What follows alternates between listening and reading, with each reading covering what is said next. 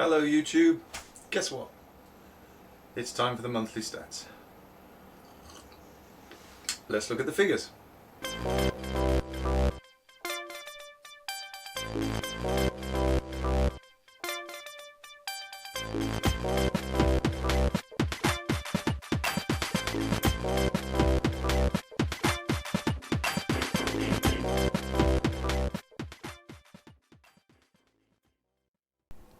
So we generated 324.5 kilowatt hours in November. The best day in November for us was the 2nd. On that day we generated nearly 26 kilowatt hours, which is not bad for November. The worst day for us was the 15th of November, when we generated just 1.4 kilowatt hours for the entire day. And you can see from the graph here that the Solax was providing most of the power. We got a tiny little peak at the end of the day here. At about 3:30 we suddenly jumped up to 1 kilowatt, just over, of total power production. But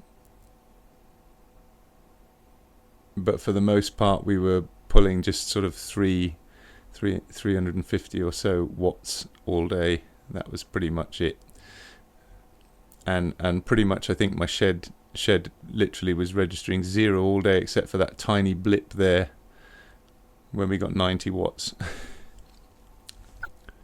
We imported 543 kilowatt hours of electricity in November, and that would have been almost entirely during the cheap night rate electricity on Octopus Go.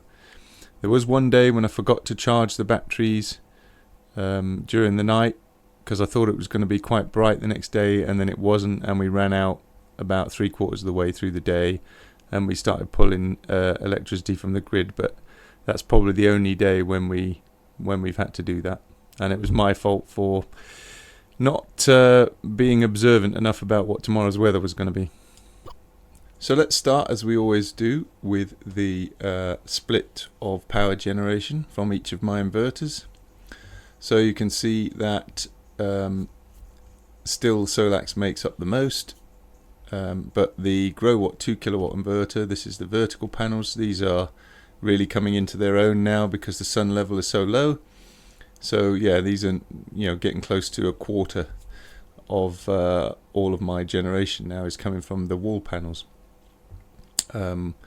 which is pretty good considering that they do get shaded for the first part of the morning now by my neighbour's roof, just because the sun is so incredibly low. That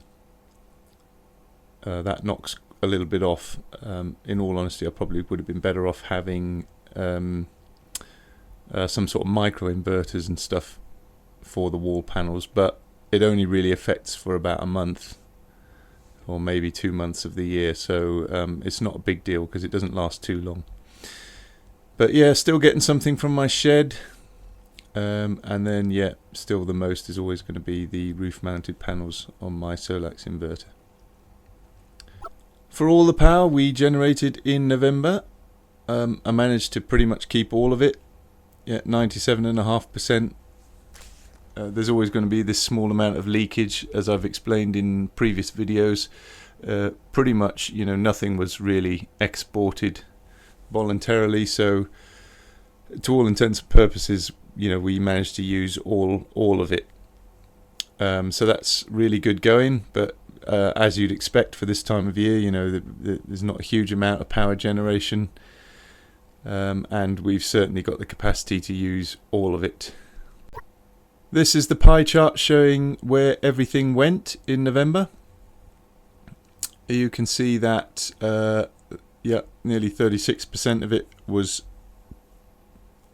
charging up the Nissan Leaf, and 8.3% was charging up the PHEV. Working from home 3 days out of 5, so I only have to commute into work 2 days, and it's only a short commute anyway. I do it all on battery alone, so I rarely have to charge the PHEV. Once a week, that's about it. You can see the immersion is quite a big chunk now. That's because, as I said in previous videos, this year I've decided to heat the hot water using electricity instead of gas.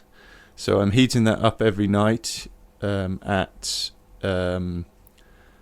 about 3 until 4:30 using the 5p cheap rate that I get from Octopus Go. And I just pretty much heat half a tank because it's quite a large tank, and is enough for us to have showers. I just heat the whole tank if I know that somebody wants to have a bath or something. And then we've got 38 kilowatt hours just heating hot water for cups of tea and coffee. We've got 30 kilowatt hours thereabouts on the dishwasher.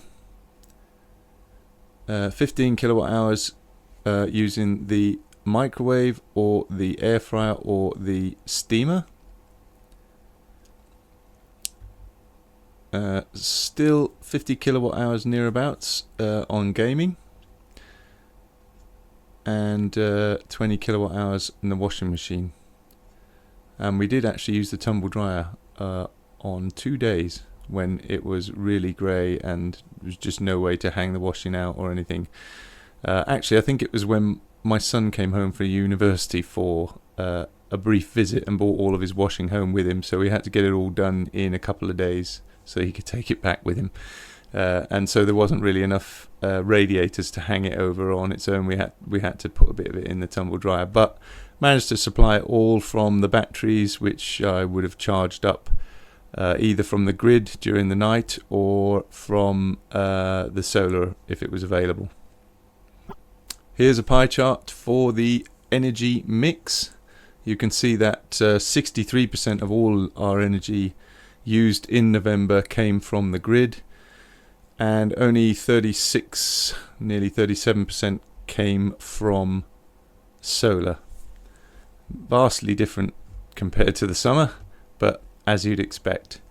I am charging the batteries quite often now from the cheap night rate electricity on Octopus Go, and using that to run the house on days when it's just too grey to get anything. Now let's look at the half-hourly usage graph for each day of November.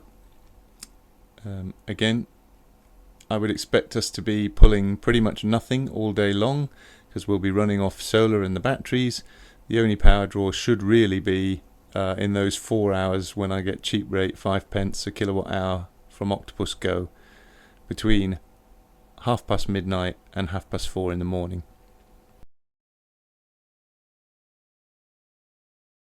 There are a few days here as well where we pull really significant amounts through the night.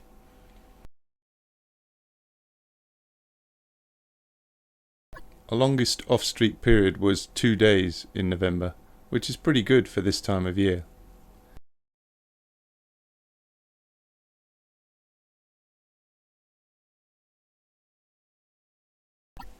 You can see there are several days actually where we ran out of battery and started pulling from the grid from the sort of latter half of the day.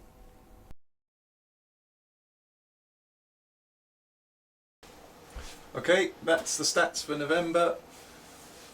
Please like, comment, share, subscribe.